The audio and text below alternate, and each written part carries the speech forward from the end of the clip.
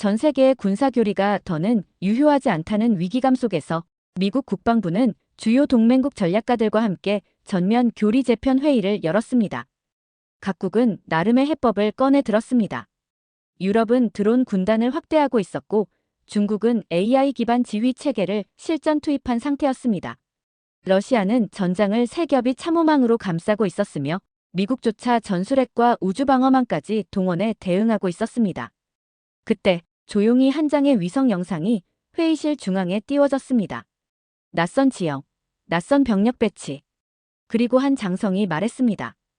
여기를 보십시오. 이 나라는 72시간 내에 예비군 1천만을 동원할 수 있습니다. 심지어 이들은 참호 위치까지 공유받고 자율 분산 배치를 수행합니다. 그날 이후였습니다. 누구도 크게 외치진 않았지만 세계의 시선은 조용히 전쟁 교리의 새 중심을 대한민국으로 옮기기 시작했습니다.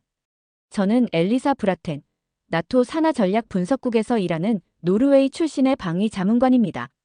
중국, 러시아, 미국을 주요 변수로 삼고 수년간 시뮬레이션만 수천 번은 돌려봤죠. 그러다 보니 동북아 시나리오에서 한국은 늘 보조 수치였어요. 방어는 하되 미국 의존도가 높은 동맹국. 그런데 2025년 봄 브뤼셀 나토 본부 지하 전략실에서 열린 대만 유사시 동북아 전면전 시나리오 회의에서 한국 담당 발표자가 순진할 정도로 단호하게 말한 겁니다. 72시간 내 전국 단위로 1천만 명 무장을 완료합니다.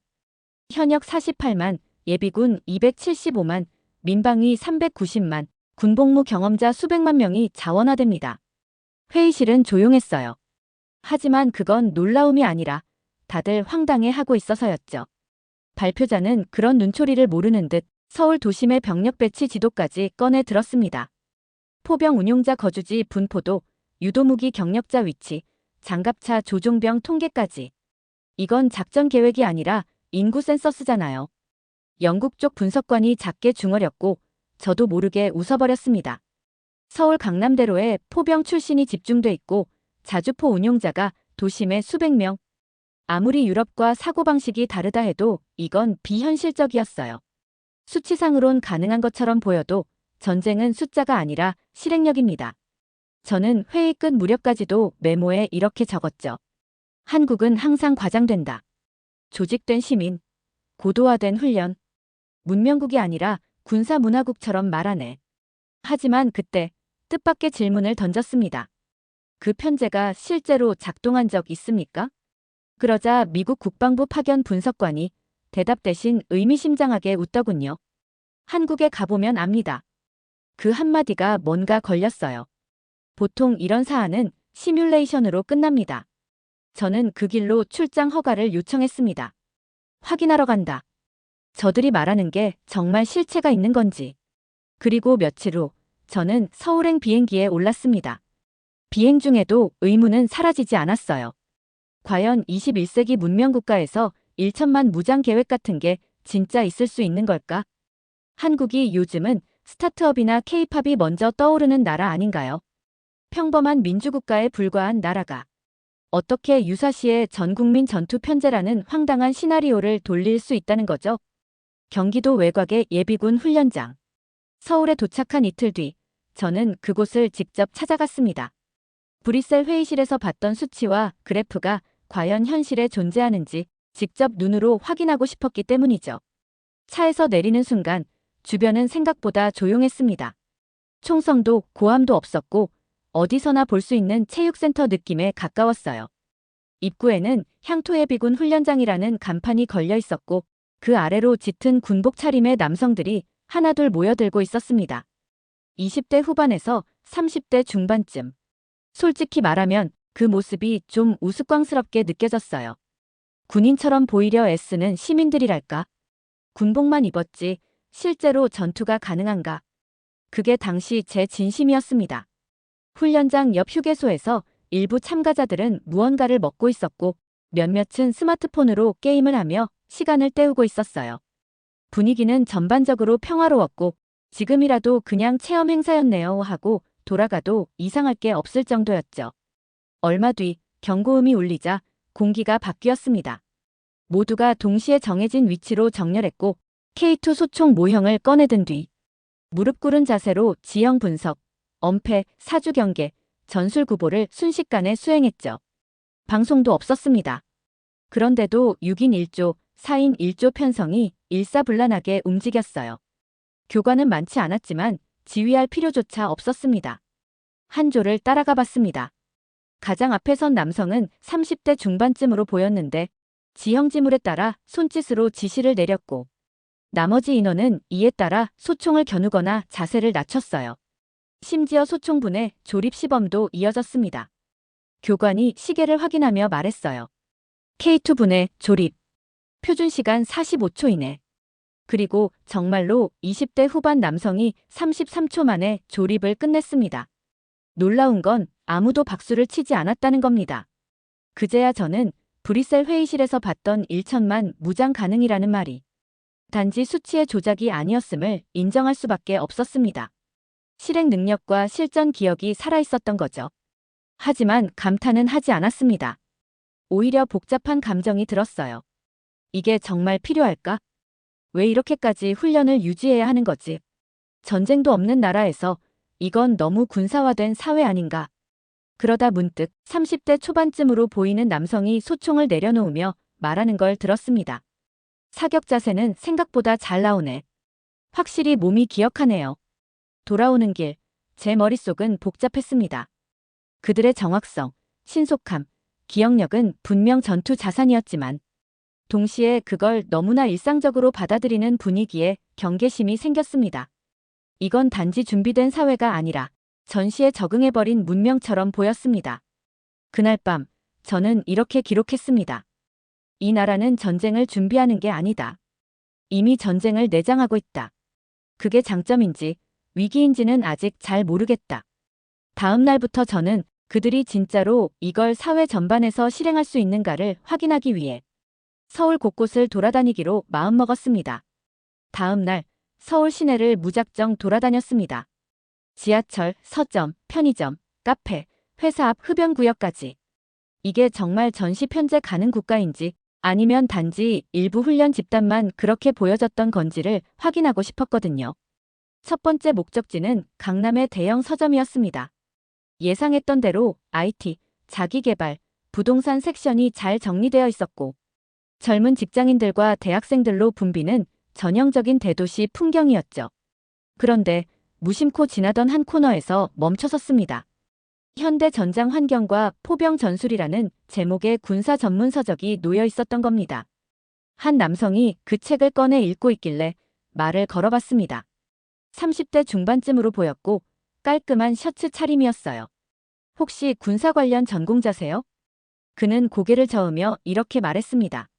아니요, 지금은 회사원입니다. 예전에 K9 자주포 조종병이었어요. 그냥 옛날 생각나서 본 거예요. K9이요? 제가 깜짝 놀라자 그는 웃으며 말했어요. 복잡한 기술은 아니에요. 대신 상황 판단이 중요하죠. 어떤 표적을 먼저 날려야 할지, 포신 각도는 어떻게 맞출지. 그건 지금도 몸이 반응할걸요. 지금 전시 상황이 발생하면 다시 조종할 수 있겠습니까? 제가 그렇게 묻자 그는 잠시 생각하더니 말했죠. 해야죠. 우리가 안 하면 누가 하겠어요. 당연하게 말하는 그 태도. 의무감이라기보다 마치 계약이 끝나지 않은 느낌이었어요. 다음으로 향한 곳은 근처의 한 IT 스타트업 사무실이었습니다. 지인 소개로 미팅을 잡았고 개발팀 리더라는 사람과 대화를 나누게 됐죠. 소개에 따르면 그는 군 복무 시절 K1 전차 조종병이었고 지금은 알고리즘 설계를 담당하고 있다고 했습니다. 그는 말했어요. 복잡한 변수에서 빠르게 우선순위를 판단하는 훈련은 군대에서 익혔어요.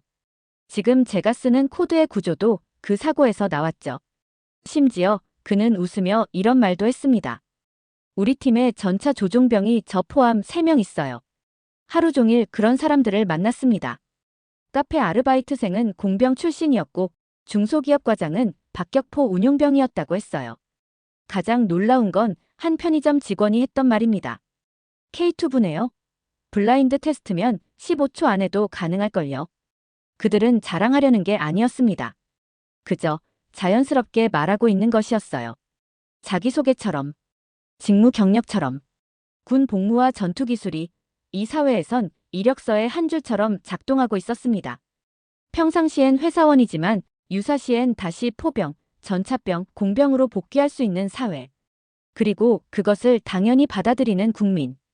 그건 감동도 자랑도 아닌 그저 이 사회가 가진 구조의 일부였습니다.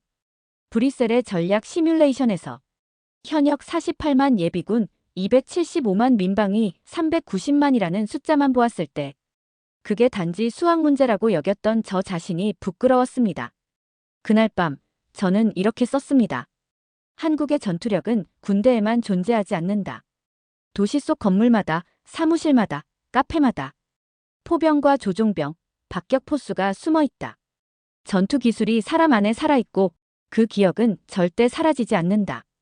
2025년 3월 서울 한복판에서 대규모 시위가 열리고 있다는 뉴스가 나왔을 때 저는 망설이지 않고 현장으로 향했습니다. 그래, 이 나라가 아무리 훈련 잘 돼 있다 해도 이런 대규모 군중 앞에서는 질서가 무너지겠지. 그게 제 솔직한 기대였어요. 혼란, 충돌, 아수라장이 펼쳐질 줄 알았습니다. 그게 인간의 본성이니까요. 그러나 도착 5분 만에 저는 모든 예상을 뒤엎는 광경을 목격하게 됩니다. 광화문 일대는 이미 수만 명의 인파로 가득했어요. 도로는 전면 통제됐고 사람들이 깃발과 피켓을 들고 모여 있었습니다. 분명히 거대한 불만의 집합이었고 감정적으로도 격양돼 있었어요. 구호를 외치고 박수를 치고 물결처럼 출렁였습니다. 수만 명이 좁은 공간에 몰려 있는데 누구 하나 밀치거나 소리 지르거나 욕설을 내뱉는 사람이 없었어요. 대열은 무너지지 않았고 골목과 인도엔 자동처럼 비상동선이 만들어져 있었습니다. 심지어 저는 시위대 중앙부에서 사람들의 흐름이 갑자기 느려지자 누군가 지휘를 하는 걸 찾기 위해 주위를 두리번거렸습니다. 그런데 없었어요. 도저히 이해가 되지 않았습니다. 누가 통제하고 있지 않은데 어떻게 이토록 정돈된 대규모 집단 행동이 가능할까요? 옆에 있던 50대 중반쯤의 남성에게 조심스럽게 물었습니다. 지금 이 구역을 누가 정리하고 계신가요? 혹시 자원봉사자 조직이 있습니까? 그는 웃으며 말했어요. 아니요, 아무도 안 해요.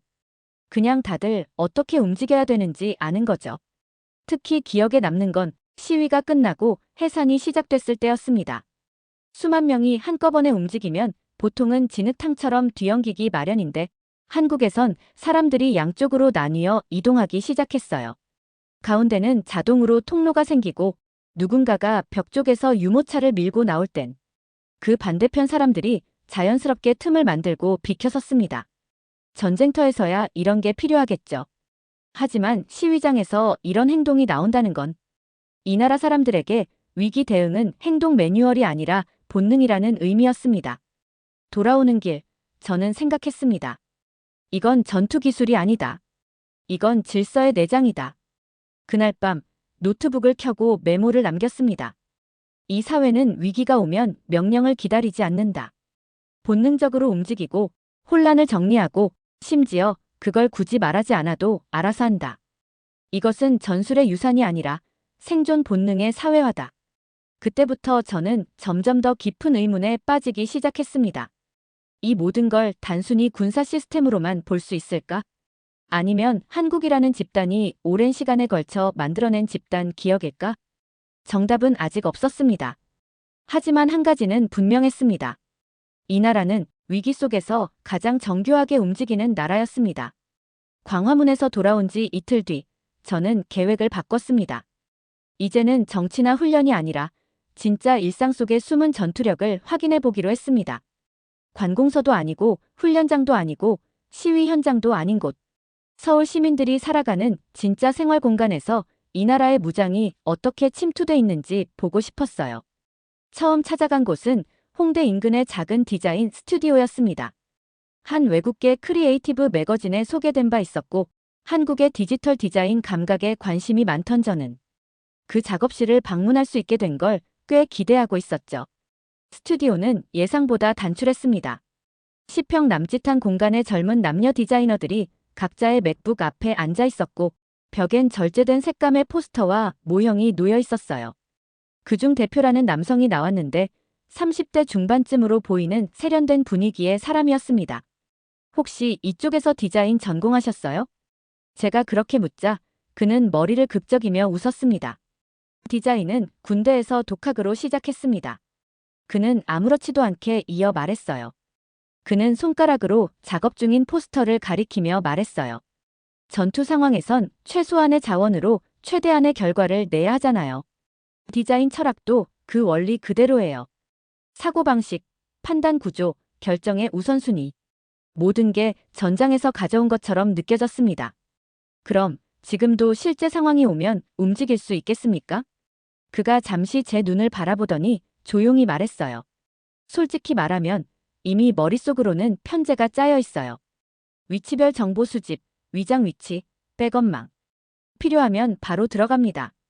그는 상식처럼, 루틴처럼 말했어요. 다음으로 들른 곳은 명동의 한 카페였습니다. 혼잡한 시간대를 피해 오후 늦게 방문했는데 카운터에 있던 사장님이 제가 외국인이라는 걸 알아보고 말을 걸더군요. 여행이세요? 아니요. 나토 전략 분석관인데 한국의 전시 시스템을 조사하고 있습니다. 그 말에 사장님이 웃으며 대답했어요. 그러시구나. 저도 707 특임대 출신이에요. 707 특임대. 한국 최정예 대테러 부대였습니다. 카운터 뒤에서 커피를 내리던 손이 불과 몇 년 전엔 실탄 조작을 하던 손일 수도 있다는 사실. 그럼 지금도 작전에 투입될 수 있습니까? 제가 그렇게 묻자 그는 담담히 말했어요. 당연하죠. 비상시엔 예비조직 편제 따라 들어갑니다. 실제 훈련도 가끔 참여해요. 마지막으로 편의점에 들렀을 때 야간 아르바이트생과 대화를 나누게 됐습니다. 그는 공대생이었고 휴학 중이라며 일하고 있었죠. 말이 잘 통해서 군 복무 경험을 물어봤더니 박격 포병이었어요. 총을 내려놓아도 기억이 사라지지 않는 나라. 그리고 그걸 남들은 전혀 알아채지 못하는 방식으로 품고 있는 시민들. 서울 체류 13일째. 지금까지 저는 사람들을 만났고 훈련장을 방문했고 시위 현장을 목격했고 디자인 스튜디오와 카페, 편의점까지 뒤졌습니다. 하지만 아무리 기억과 습관이 살아있다 한들 진짜 편제가 작동할 수 있느냐는 질문에 대한 근거는 부족했어요. 그래서 요청했습니다. 대한민국 국방부 정식 협조하에 예비군 편제 시스템 자료 열람. 접근이 허가되기까지 며칠이 걸렸지만 뜻밖에도 꽤 빨리 초청이 들어왔습니다. 공식적 외국 전략 분석을 위한 비밀외 문서 열람은 가능합니다. 저는 감시하에 일부 비공개 자료를 열람할 수 있었어요. 처음 펼쳐본 건 전시 동원 계획 기초 프레임이라는 문서였습니다. 이미 알고 있던 수치부터 등장하더군요. 현역 병력 약 48만, 예비군 275만, 민방위 약 390만. 여기까진 예상 범위였죠. 그런데 그 다음부터 전혀 예상치 못한 문장들이 나왔습니다. 전시 72시간 이내 전국 236개 동원소에서 예비군 소집 가능. 각 개인은 전역 시점에 따라 장비 배정 부대 재편성 완료. 4년차까지는 동원 지정 장비 및 작전 지역 고정. 5년에서 8년차는 지역 향방 방어작전 및 후방 교란 대응 임무 부여. 이게 진짜 실무 문서라는 건가요? 예비군이 이동 대기하는 게 아니라 이미 어디로 가야 하고 어떤 장비를 들고 누구와 조를 짜야 하는지가 사전 설정돼 있다는 뜻입니다. 마치 거대한 산업공정도 같았습니다. 수백만 명의 부품이 평소에는 흩어져 있지만 사이렌 한 번이면 자동으로 맞춰지는 퍼즐. 더 놀라운 건 그들 대부분이 그 퍼즐이 어디에 들어가는지도 기억하고 있다는 거였어요. 국방부 측 설명관은 이렇게 말했습니다. 한국은 군을 키우는 나라가 아닙니다. 국민 전체를 전시에 맞춰 분해하고 재조립할 수 있는 구조를 가진 나라죠. 일반적으로 유럽 대부분의 국가는 전시 동원령이 떨어져도 편제와 장비 배치까지는 최소 일주일, 훈련 투입까지는 보통 2주에서 3주 소요됩니다. 그 사이적이 진격하면 사실상 대응이 불가능하죠. 하지만 한국은 달랐습니다. 48시간 내에 전국 236개 동원소에 수십만 명이 집결하고 각자의 장비를 수령한 뒤 부대 단위로 재편성됩니다. 이건 국가 전체가 하나의 긴급 자동화 기계처럼 작동하는 수준이었습니다. 저는 설명관에게 물었습니다. 이런 시스템을 유지하려면 엄청난 행정비용과 시민 피로도가 따르지 않습니까? 그는 짧게 대답했습니다. 우린 준비를 멈춘 적이 없습니다. 준비 없는 국방은 공포일 뿐이니까요. 그 말을 듣는 순간 제가 지금까지 가졌던 수많은 질문이 한꺼번에 잠잠해졌습니다.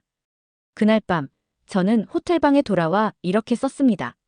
이 나라는 훈련된 국민만이 아니라 정밀하게 재배치 가능한 모듈을 가진 국민이다.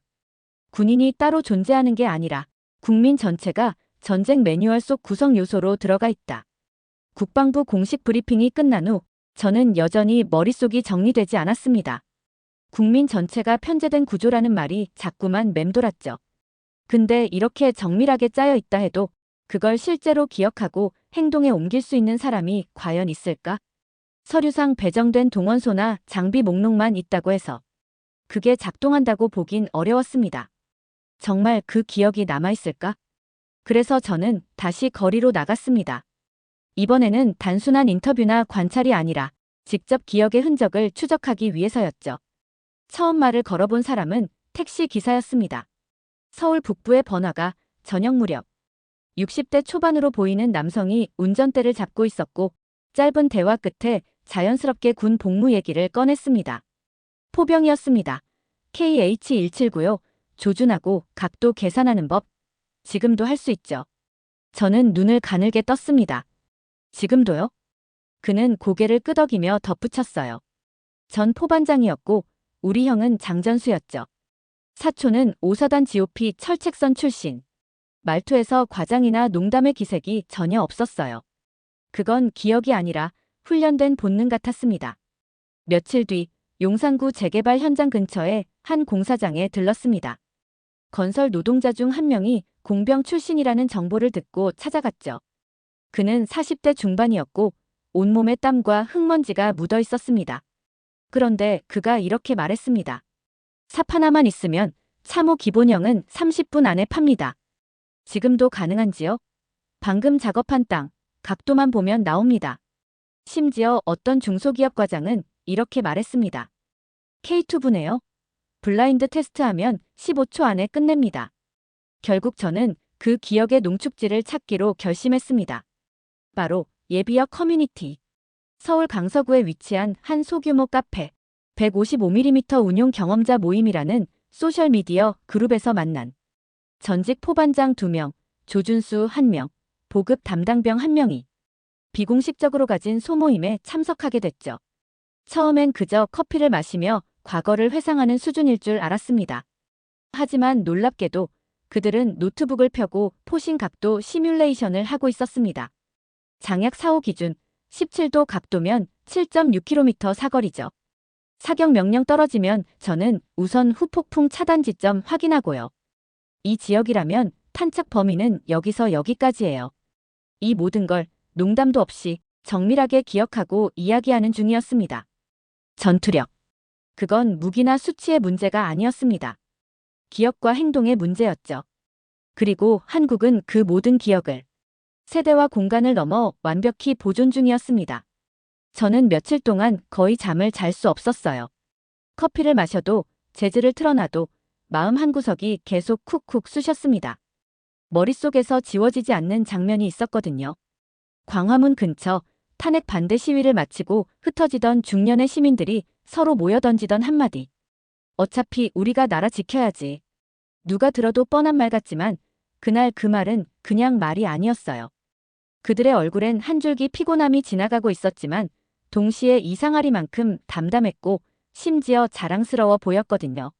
국민이 나라를 지킨다. 그 말 유럽에선 선거철이나 행사 때 장식용으로나 쓰이는 레토릭이에요. 하지만 한국에선 그게 실행 중이더군요. 서울에서 부산으로 향하는 열차 안. 옆자리에 앉은 남성이 군복을 입고 있었어요. 처음엔 뭔가 잘못 본 줄 알았어요. 나이가 많아도 30대 중반쯤. 가방엔 군번줄이 달려 있었고 오른쪽 팔엔 태극기 패치가 붙어 있었죠. 군인이세요? 제가 조심스럽게 묻자 그는 고개를 저으며 웃었습니다. 아니요, 예비군 훈련 가는 길입니다. 그 말에 저는 순간 얼어붙었어요.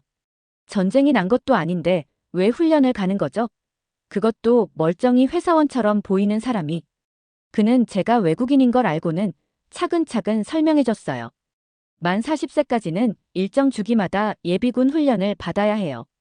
직장 다녀도 사업해도 애 아빠여도요.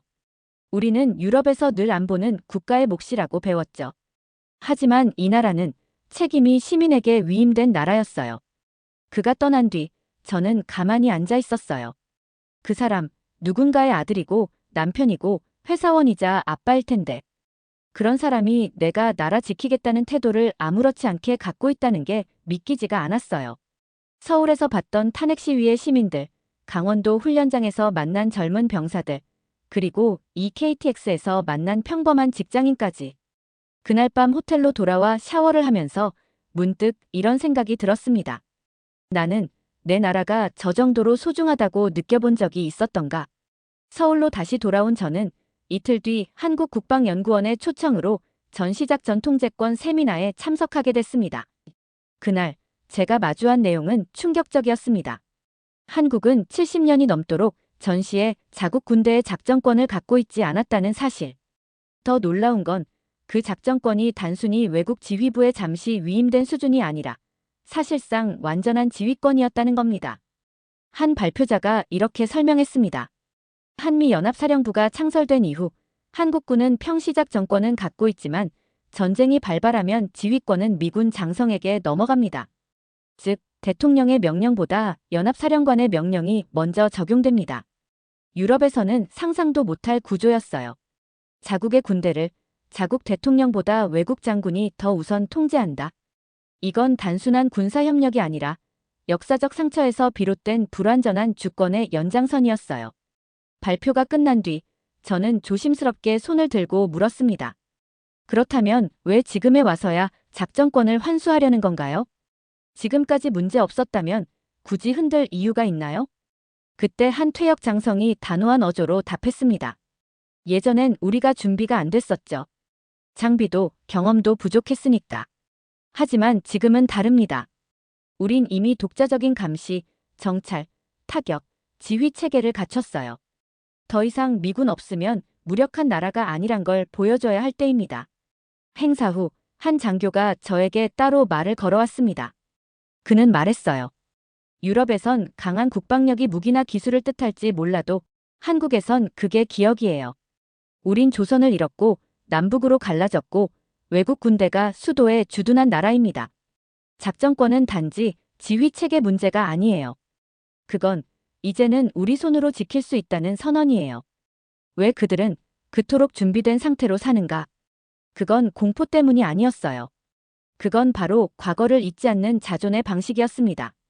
전시에 내 나라 군대의 명령을 외국이 내린다. 그것이 얼마나 뼈아픈 현실인지, 그리고 그 현실을 70년이 지나서야 되돌리려는 한국의 선택이 얼마나 오랜 시간 침묵 속에 쌓아올린 결의의 결과인지를요. 며칠 뒤 충남 계룡시에 도착했습니다. 한국 육해공군 본부가 모두 모여있는 계룡대. 유럽의 군사 요충지들과 비교해보면 이곳은 너무 조용하고 겸손해 보였어요. 저는 현역 대령 한 분과 대화를 나누게 됐습니다. 그는 작전 통제권 환수 작업을 실무에서 이끌고 있는 핵심 인물 중 하나였습니다. 그는 계룡대 지하에 있는 작전 통제실로 저를 안내했습니다. 그 통제실 벽면엔 북한 전역의 군사시설 정보뿐 아니라 중국, 러시아, 일본의 주요 항공기 이동 경로와 통신 기록까지 실시간으로 표시되고 있었습니다. 그리고 중앙에는 KC4ISR이라 불리는 국산 지휘, 통제, 정보, 감시 시스템이 완전히 한국 독자 기술로 구동되고 있었죠. 저는 물었습니다. 정말 미군 없이도 독자 작전이 가능합니까? 그는 단호히 고개를 끄덕였습니다.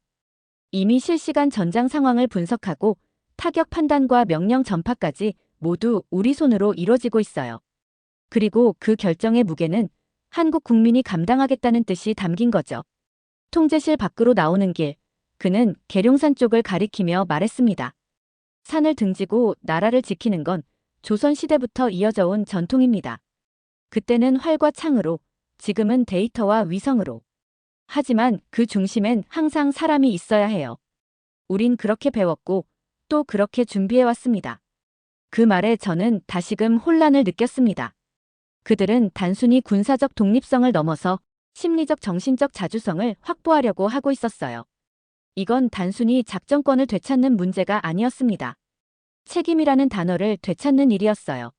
서울로 돌아오는 KTX 안, 저는 문득 지난 전투기지 체험에서 보았던 예비군들의 얼굴이 떠올랐습니다. 그때는 그들이 단지 훈련받는 장면이라 생각했지만 지금 생각해보면 그들은 이미 그날을 대비해 자신의 위치를 알고 있었고 각자의 역할을 받아들이고 있었던 거였습니다. 저는 마지막 일정을 위해 국방부 지하 상황실을 다시 찾았습니다. 한 나라의 통수권자가 없는 상황. 어떤 국가든 일시적인 혼란이 감지되기 마련입니다. 그러나 이곳은 달랐습니다. 지휘권 공백은 없습니까? 제가 묻자 옆에 있던 작전 통제 장교가 짧게 답했습니다. 이 나라는 사람보다 원칙이 먼저 움직입니다. 워싱턴에서라면 대통령 부재시 기민한 재배치 명령과 통신 확인이 우선되겠죠. 그러나 한국에선 그 모든 게 이미 자동처럼 작동되고 있었습니다. 지하 벙커에는 대통령이 사라졌을 때 작동하는 시스템이 있었습니다. 그 이름은 NSC 예비지휘단. 실전처럼 매뉴얼대로 정교하게 매 순간 상황을 모의 훈련하고 있었죠. 무엇보다 인상 깊었던 건 누구 하나 당황하거나 권한을 탐하거나 우왕좌왕하는 사람이 없었다는 점이었습니다. 그들은 이미 알고 있었습니다. 이 시스템이 대통령을 중심으로 돌아가는 게 아니라 공동체 전체의 생존 책임을 중심으로 돌아간다는 걸요. 한 장교는 조용히 제게 말했습니다. 이 나라는 지도자가 비어도 지휘가 끊기지 않도록 설계돼 있어요. 이미 70년간 그런 순간들을 너무 많이 겪어봤으니까요. 그 말에 저는 말문이 막혔습니다. 전쟁 중 납치, 쿠데타, 대통령 피습, 북핵 위협. 한국은 이미 여러 번 국가 권력의 공백을 체험했지만 단 한 번도 시스템은 멈추지 않았다는 겁니다. 기록실에서 본 문서 하나가 잊히지 않습니다. 정부 거리시 즉시 발동할 민간 군 통합 절차 매뉴얼. 그 1페이지엔 이렇게 적혀 있었어요. 우리는 국민을 위해 싸우는 것이지 지시를 받아 움직이는 군대가 아니다. 그 순간 저는 깨달았습니다. 이 나라는 위에서 명령하는 나라가 아니라 스스로 지키는 국민의 연합체라는 걸. 이후 저는 상황실 한쪽에 마련된 전시 민간 대응 훈련 자료를 들여다봤습니다. 그 안엔 놀라운 사실이 적혀 있었습니다. 40세 이하의 남성 예비군 중 86% 이상이 전시 비상 연락 시 12시간 내 복귀 가능. 전국 초등학교 72% 이상. 자체 민방위 계획 수립 완료. 편의점, 마트, 휘발유 주유소 등 1만여 개 민간시설, 전시 국가동원 물류 매뉴얼 확보. 국가가 없어도 국민 스스로 움직이는 나라. 지휘자가 없을 때 더 강해지는 체계. 한국은 그런 구조를 갖고 있었던 겁니다. 그날 밤 저는 숙소에서 마지막 보고서를 작성했습니다. 처음엔 이런 문장으로 시작하려 했습니다. 한국은 지휘 체계가 견고한 나라이다. 하지만 다시 썼습니다. 한국은 지휘 없이도 움직이는 나라이다. 그리고 마지막 문장은 이렇게 적었습니다. 전쟁이 두려운 게 아니라 책임지지 않는 마음이 더 두려운 거라는 걸 나는 한국에서 처음 배웠다. 두 번째 사연 시작합니다. 30년 동안 미국과 유럽의 외교를 설계하고 세계의 안보 지도를 직접 그려온 영국의 전략 분석가. 그는 오만했습니다. 한국은 지도에선 작고 뉴스에서는 늘 분단된 나라일 뿐이었으니까요. 하지만 딱 일주일, 그는 서울 땅을 밟은 지 단 일주일 만에 자신의 모든 기준, 모든 믿음, 그리고 자신이 국가라 부르던 개념 자체를 완전히 부숴버리게 됩니다. 그리고 마침내 그는 이렇게 고백하게 됩니다. 저는 지금 한국이라는 대륙 위에 서 있습니다. 대체 무슨 사연인지 오늘 사연 바로 시작하겠습니다. 저는 제임스 브루어, 영국 런던 태생의 외교안보 전략가입니다. 올해 66, 유럽연합 전략 분석국을 거쳐 현재는 유럽전략안보연구소 수석연구위원으로 활동 중입니다. 30년 넘게 나토, EU, 미 국방부와 협업하며 국가의 영향력은 국경보다 군사력, 외교력, 자원에 의해 결정된다는 신념을 굳게 지켜왔습니다. 그러다 보니 제 머릿속 세계 지도에는 미국, 독일, 프랑스, 러시아, 중국 같은 대국만이 굵은 선으로 새겨져 있었고 한국은 늘 작지만 부지런한 정도로만 분류해둔 작은 점에 불과했습니다. 지금껏 전략이란 걸 지리적 조건과 자원, 그리고 동맹국의 힘에서 찾는다고 믿어왔습니다. 영국 런던에서 자란 저에겐 유럽과 북미 중심의 세계 질서가 당연한 것이었죠. 아시아, 솔직히 말해 주변부라고 여겼습니다. 특히 한국이라는 나라에 대해서는 전쟁 휴전선 하나로 긴장만 유지하고 있는 좁고 복잡한 국가 정도로만 알고 있었어요. 그런데 2024년 말 저를 완전히 뒤흔든 사건이 일어났습니다. 유럽 군사 전략가들이 모이는 회의에서 인도네시아 국방장관이 연단에 올라 말했죠. 이제 아시아의 균형추는 한국입니다. 우리는 그들과 같은 편에 서기를 원합니다. 처음엔 다들 웃었습니다. 저도 마찬가지였어요. 그런데 그가 발표한 수치와 계약 리스트를 보는 순간 제 안에 있던 모든 자만심이 와르르 무너졌습니다. FA-50, K2 전차, K9 자주포, 한국산 정밀탄약, 다연장 로켓. 단순한 수출이 아니었어요. 전략 플랫폼의 통합 수출, 그 자체였습니다. 놀라운 건 그 무기들이 싸고 튼튼한 수준을 넘어 미국과 나토 수준의 네트워크, 전투 체계까지 갖추고 있다는 점이었죠. 특히 저를 멍하게 만든 장면이 있었습니다. 유럽의 한 고위 장성이 제게 다가와 묻더군요. 제임스 박사, 혹시 한국과 협력할 수 있는 창구를 아십니까? 그 순간 세상이 바뀌었다는 걸 직감했습니다. 이제 유럽이 한국에 손을 내밀고 있었거든요. 이 충격을 그대로 안고 서울로 향했습니다. 도착하자마자 느낀 것은 과도한 효율이었습니다. 공항에서 12분 만에 입국 심사를 마쳤고 AI 안내봇이 호텔 예약까지 해주더군요. 제가 늘 유럽이 선진이라 믿었던 시스템보다도 훨씬 앞서 있었어요. 이건 단순한 인프라의 차원이 아니었습니다. 국가 전체가 하나의 전략적 유기체처럼 움직이고 있는 것 같았어요. 그 후 며칠간의 일정 동안 저는 한국이라는 나라가 작은 국토를 극복한 방식이 아니라 작은 국토를 전략 무기로 만든 방식에 감탄하게 되었습니다. 군사, 기술, 외교, 문화까지 이 나라는 각 분야를 유기적으로 연결해 영향력을 설계하고 있었어요. 유럽의 외교 전략 문서를 다시 읽어봤습니다. 그 안에는 한반도는 미, 중간 균형지대라는 오래된 표현만 있었죠. 그러나 현실의 한국은 미국과 나토, 아세안, 아랍, 동유럽까지 아우르는 독립된 전략국가로 진화해 있었어요. 그날 밤 숙소에서 혼자 생각했습니다.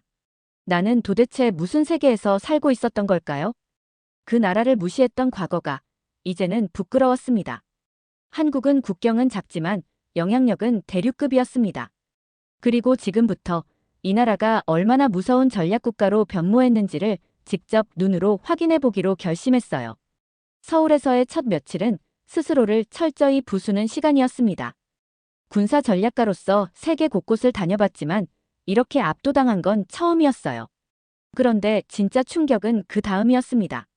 한 국책연구기관의 요청으로 강연을 하게 되었는데 강연이 끝난 후 한 연구원이 저를 조용히 불렀습니다. 브루어 박사님, 혹시 이 사진을 보신 적 있으신가요? 그가 보여준 건 1970년대 유럽 언론에 실렸던 기사 스크랩이었습니다. 한국, 원조 없이는 내일도 없다. 동양의 병자, 언제 깨어날까? 수출품, 그들에겐 없다. 그중엔 어릴 적 봤던 영국 신문의 문구도 있었습니다. 한국 국어라는 아시아의 그늘. 심장이 철렁 내려앉았어요. 그 기사에 달린 저널리스트 이름이 바로 내 아버지였거든요. 그 연구원은 미소 지으며 말했습니다. 우린 그 조롱을 벽에 걸어두고 매일 봤어요. 그게 우리의 동력이었죠. 그 말에 말문이 막혔습니다. 숙소에 돌아와 밤새도록 고민했습니다. 우리는 언제나 아시아를 무시했습니다. 대영제국의 후손으로서 산업혁명의 중심에 있던 민족으로서 자연스럽게 그들을 배워야 할 존재가 아닌 도와줘야 할 존재로 봤던 것이죠. 그런데 지금 그들이 만든 K2 전차는 폴란드 국경에 배치되어 러시아를 견제하고 있고 FA-50은 슬로바키아 공군에서 이미 실전에 투입되고 있으며 K9 자주포는 노르웨이의 설산을 가르며 북극권 대응 훈련에 쓰이고 있었습니다. 이쯤 되니 궁금하더군요. 도대체 저 무기들은 어디서 어떻게 나온 거지? 그래서 직접 한국의 방산 전시장을 찾아갔습니다. 전시장에는 방위산업청에서 파견된 젊은 장교가 있었습니다. 놀라울 정도로 유창한 영어로 그가 말했어요. K9은 과거 북한 장사정포에 대한 대응책으로 시작됐습니다. 처음엔 우리가 쏘기도 어려웠습니다. 하지만 우리는 수입 대신 자체 개발을 선택했죠. 그의 설명이 끝났을 때 제 머릿속에 떠오른 건 유럽의 냉소, 한국의 끈기였습니다. 우리는 그들을 조롱했고 그들은 그 조롱을 벽에 걸어 매일 맞섰던 거죠. 그때 비로소 이해됐습니다. 왜 그토록 무섭게 성장했는지. 이젠 상황이 역전됐습니다. 2024년 유럽 방산 전시회에서 가장 주목받은 부스는 미국도 독일도 아닌 한국이었습니다. 다른 국가들이 부스에서 제품을 설명할 때 한국은 전투 시뮬레이션과 자동화된 드론 전장 통합 체계를 직접 시연하더군요. 우리 유럽은 스펙과 이론으로 설명했고 한국은 실전과 현실로 설득했습니다. 그 차이가 전부였습니다. 그날 밤 그 장교의 말을 자꾸 되뇌었어요. 우리는 조롱을 연료 삼아 여기까지 왔습니다. 무시해줘서 감사합니다. 그 말이 어찌나 서늘하던지 소름이 돋았어요. 한국은 과거를 원망하지 않았습니다. 오히려 그 조롱을 자양분으로 삼았죠. 이 얼마나 강한 정신입니까? 이제 더 이상 의심하지 않습니다. 한국은 복수심으로 세계를 정복한 나라가 아닙니다. 자기 혁신으로 조롱을 이긴 나라였습니다. 저는 군사 전략가입니다. 평생 총과 전차 미사일의 궤도를 분석하며 살아왔습니다. 하지만 한국을 이해하려면 더 이상 그런 무기들만으론 부족했습니다. 이 나라는 눈에 보이지 않는 병기, 곧 문화로 전 세계를 장악하고 있었기 때문입니다. 처음에는 그저 유행이라 생각했어요. 그렇지만 현실은 제가 아는 어떤 무기보다도 정확하고 깊숙하게 파고들고 있었습니다. 가장 먼저 경고를 보내온 건 가족이었습니다. 손자는 유럽인인데 한국어를 잘하더군요. 매일 BTS 뮤직비디오를 반복 재생하며 할아버지, 전 한국에 꼭 가볼 거예요. 이 한마디를 듣고 저는 이게 뭔가 단단히 잘못됐구나 싶었습니다. 그 다음은 딸이었습니다. 런던에서 변호사로 일하는 딸이 어느 날 이런 메시지를 보냈죠. 아빠, 혹시 오징어 게임 봤어? 한국 드라마인데 충격적이야. 나 진짜 팬 됐어. 그리고 일주일 후엔 제 사위까지 한국어로 감사합니다를 외치며 밥을 먹고 있었습니다.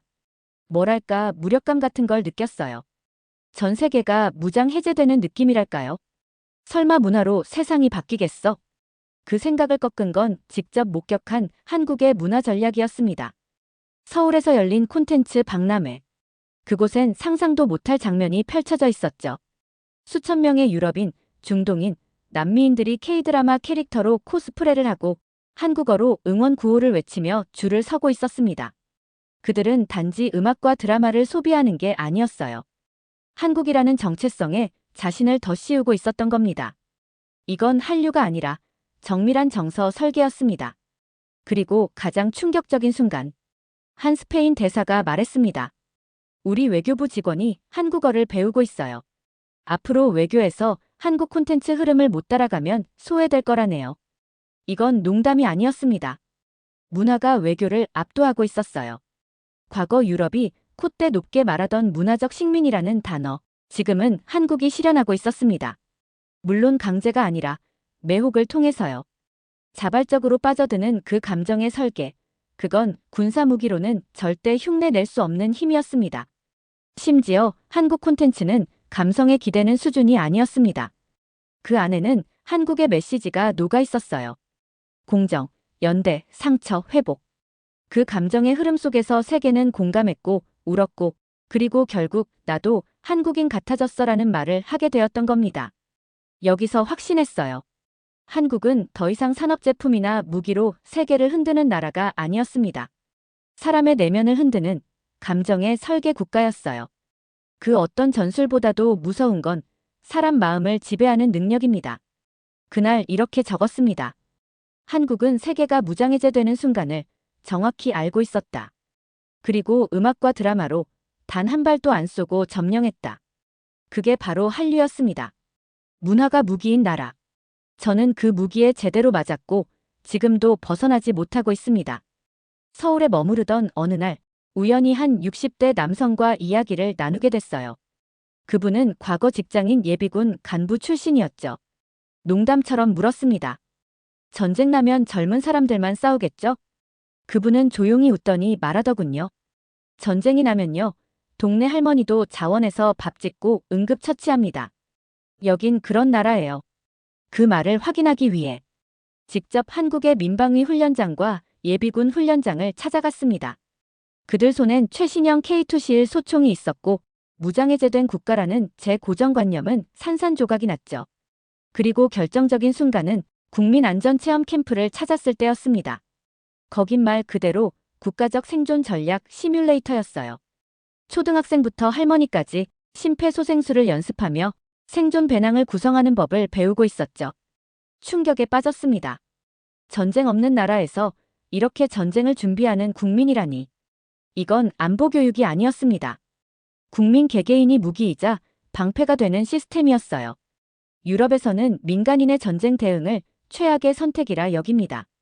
하지만 한국은 민간과 군의 경계를 유연하게 넘나들며 모든 국민이 유사시에 투입될 수 있도록 준비된 사회였어요.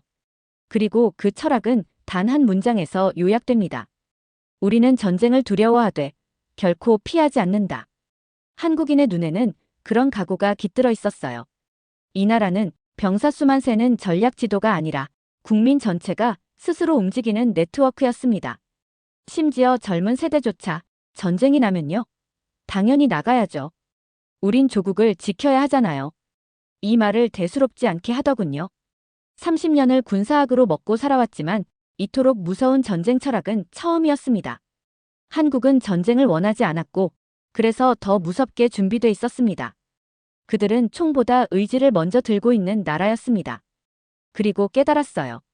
이 나라를 침략하려는 자는 무기보다 무서운 걸 상대해야 한다는 걸요. 한국이 군사와 문화로 강하다는 사실까지는 어느 정도 받아들였어요. 하지만 기술 분야만큼은 아직 유럽이 앞서 있다고 생각했죠. 특히 독일과 프랑스, 네덜란드의 기술이나 유럽 전역의 에너지 시스템 같은 것들 말입니다. 그런데 그 자만은 단 하루 만에 깨졌습니다.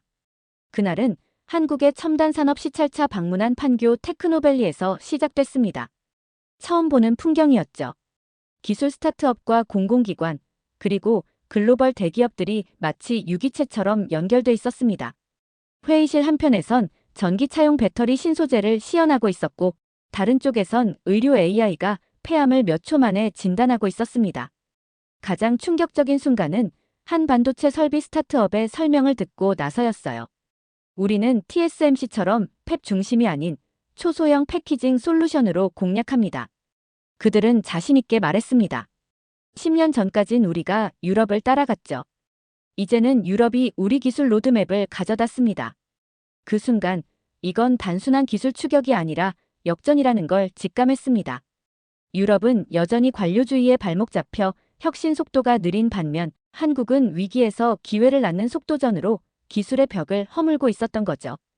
특히 반도체 분야에서 그들이 보여준 공급망 전략은 감탄 그 자체였습니다. 한국은 자국 기업뿐 아니라 일본, 미국, 유럽, 심지어 대만까지 엮어 위기시 단독 생산 체계를 갖추고 있었어요. 그때 처음으로 이 나라가 없으면 세계 IT는 멈추겠구나란 말을 실감했죠. 게다가 놀라운 건 이 첨단 기술들이 단지 산업에 머무는 게 아니었습니다. 군사, 보건, 교육, 환경까지 전방위로 확장되는 모습이었습니다. 서울에서 만난 한 국방부 기술관은 이렇게 말했어요. 우린 드론을 무기로 보지 않습니다. 이건 하나의 전장 플랫폼입니다. 그 말이 단순해 보여도 그 안에는 유럽이 아직 따라오지 못한 통합 전략 기술 개념이 담겨 있었죠. 저는 유럽에서 가장 오래된 기술연구소 소속으로 프랑스, 독일, 네덜란드와 수십 년 협력해왔습니다. 그런데 그 모든 노력이 한국의 5년짜리 국가기술 로드맵 하나에 압도되는 광경을 보고 말았던 겁니다. 그제야 이해가 되더군요. 왜 미국도 유럽도 심지어 중국까지 한국 기술자들을 사활 걸고 영입하려 하는지. 그들의 기술력은 위기를 기술로 바꾸는 정신, 그리고 기술을 국가 생존의 무기로 활용하는 철학이 있었습니다. 이날 밤 노트에 이렇게 적었습니다. 우리는 기술을 자산이라 불렀고 한국은 기술을 전장이라 불렀다. 그 차이가 모든 걸 바꿨다. 그리고 조용히 인정했습니다. 기술에서도 우리가 고개를 숙여야 할 시간이 왔다는 것을요. 어떻게 이 모든 것들이 하나의 국가 브랜드로 작동할 수 있지? 유럽은 수십 년을 걸쳐 별도의 전략을 짜고 영역을 구분하며 움직여왔거든요. 그런데 한국은 무언가 완전히 달랐습니다. 그러던 중 서울에서 정체불명의 광경을 보게 됐어요. 중국 관광객 무리가 한국산 냉장고가 최고라며 줄을 서고 있었고, 프랑스인 유튜버는 K뷰티는 유럽보다 10년 앞서 있다는 주제로 콘텐츠를 찍고 있었으며, 미국계 벤처캐피탈 대표는 직접 한국 스타트업 CEO를 만나기 위해 대기 중이었죠. 도심 한복판인데 마치 UN 총회에 있는 듯한 기분이 들었습니다. 그 중심엔 다름 아닌 한국이라는 두 글자가 있었어요. 그때부터였습니다. 이 나라는 더 이상 국경으로 움직이지 않는다는 걸 알게 되었죠. 외교부에서 근무하는 지인을 통해 한국의 국가 이미지 전략 보고서를 입수하게 됐습니다. 그 문서엔 이런 문장이 적혀 있었습니다. 우리는 국가를 제품처럼 포지셔닝합니다. 한국은 산업, 문화, 군사, 기술, 복지, 환경을 포괄하는 브랜드입니다. 정신이 번쩍 들었어요. 국가 자체를 브랜드로 다룬다는 발상. 이건 정말 유럽도 아직 시도하지 못한 방식이었거든요. 한국은 더 이상 작은 아시아 국가가 아니었습니다. 지금 세계 각지에서 각기 다른 얼굴로 등장하고 있었죠. 중동에선 방산 파트너, 동남아에선 교육 모델, 미국에선 반도체 동맹, 유럽에선 친환경 전략 동반자. 심지어 남미에선 K드라마가 페미니즘 담론에까지 영향을 주고 있었어요. 이건 단순한 인기 현상이 아니었습니다. 브랜드가 가진 확장성이자 국가 전체가 하나의 이미지 전략으로 움직이는 거대한 마케팅 캠페인이었죠. 저는 얼마 전 독일의 한 경제지에서 이런 칼럼을 읽었습니다. 메이드 인 코리어는 더 이상 기술력만 의미하지 않는다. 그건 이제 신뢰 감성, 속도, 연대, 혁신, 심지어 생존 철학까지 내포하고 있다고요. 놀라운 건 저 역시 그 말을 부정할 수 없다는 겁니다. 심지어 무기 박람회에서 만난 중동 고위급 인사는 우린 미국에서 사면 군사장비고 한국에서 사면 전략적 친구를 사는 겁니다. 이런 말을 하더군요. 한국은 브랜드로서 판매를 넘어 동맹을 유도하고 있었습니다. 그 누구도 강요하지 않았는데 전 세계가 자발적으로 한국과 연결되고 싶어하는 세상이 온 겁니다. 한국은 이젠 더 이상 설명이 필요 없는 이름이 되었어요. 아, 한국이구나. 그 이름 하나로 소비자와 국가가 신뢰를 보내는 그 순간 확신했습니다. 이 나라는 국경보다 넓은 브랜드로 움직이고 있다. 세상에서 제일 좁은 땅이 이토록 넓은 영향력을 가진 나라가 될 줄은 정말 몰랐습니다. 이제 공항 면세점에서 한국 제품을 볼 때 상품이 아니라 한국이라는 거대한 전략 설계의 일부를 본다는 감정이 들어요. 이건 그냥 브랜드가 아닙니다. 국민 전체가 함께 만든 살아있는 국가의 얼굴입니다. 이쯤에서 스스로에게 물었습니다. 왜 이 나라를 몰랐을까요?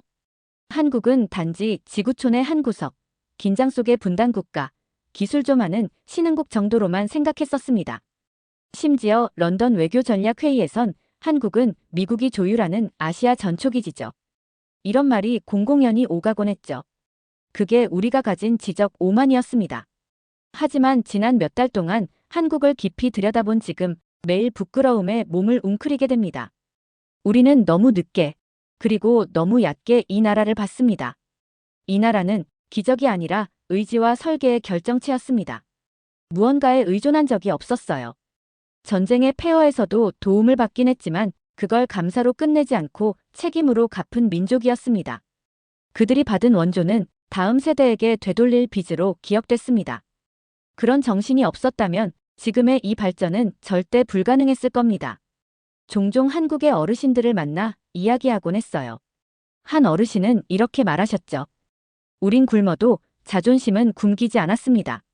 그 말에 웃음이 나올 법도 한데 그 순간 아무 말도 못했습니다. 왜냐면 그 눈빛 속에 담긴 기억과 각오가 저를 완전히 제압했거든요. 유럽의 산업혁명은 탄광에서 시작됐습니다. 하지만 한국의 산업은 희생에서 시작됐습니다. 가발 공장에서, 봉제 공장에서, 해외 파병과 광부 간호사로 흘린 땀과 눈물 속에서 이 나라는 스스로를 일으켜 세웠습니다. 그런 이야기를 들으면 들을수록 그들의 지금이 결코 우연도 행운도 아니라는 사실을 더욱 실감하게 되었습니다. 게다가 이 나라는 지금도 과거를 잊지 않는 나라였습니다. 분단의 아픔을 지금도 안고 있고 정전의 상태를 그대로 받아들이면서도 전쟁을 막기 위해 매일 새벽을 준비하는 국민들. 그들이 바로 한국이었습니다. 한 번은 예비군 훈련 공지를 받습니다. 모든 상황은 실전입니다. 그 짧은 문구에 멍하니 서 있었어요. 그 말이 단지 훈련이 아니라 한국 사회 전체가 가진 생존 철학이라는 걸 알게 됐거든요. 그날 밤 호텔방에서 거울을 바라보다 스스로에게 물었습니다. 당신은 도대체 무엇을 보고 이 나라를 무시했던 겁니까? 자신에게 참 많이 화가 났습니다. 한국을 이해한 적이 없었습니다. 아니, 이해하려 하지 않았던 게 더 정확하겠죠. 이제는 확실히 말할 수 있습니다. 이 나라는 작지 않습니다.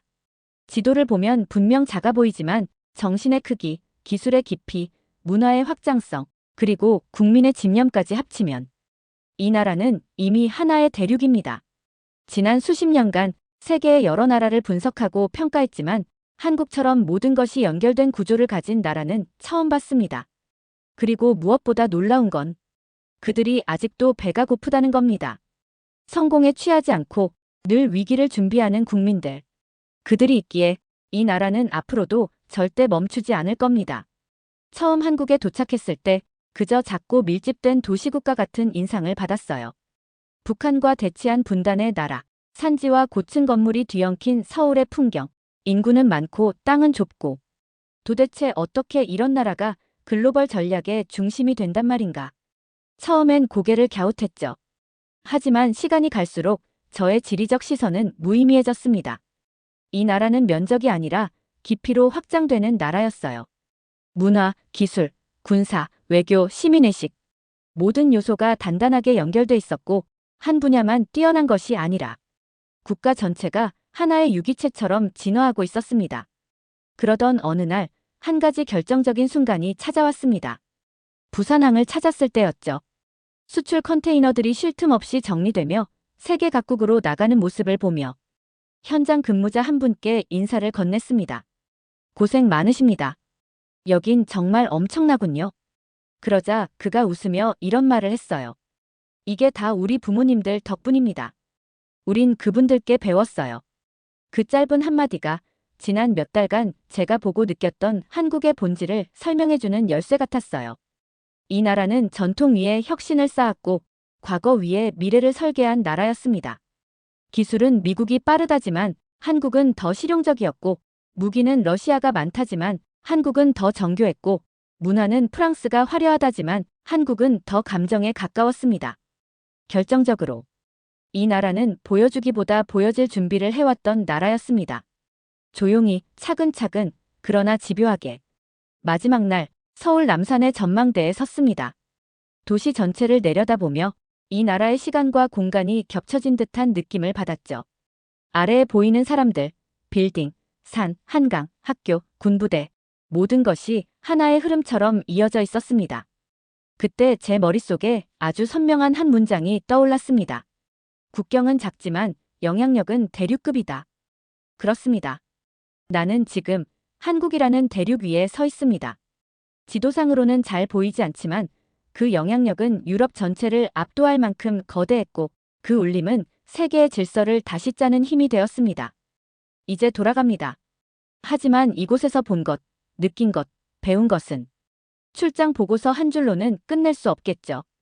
아마 제 인생 전체가 바뀌었을지도 모릅니다.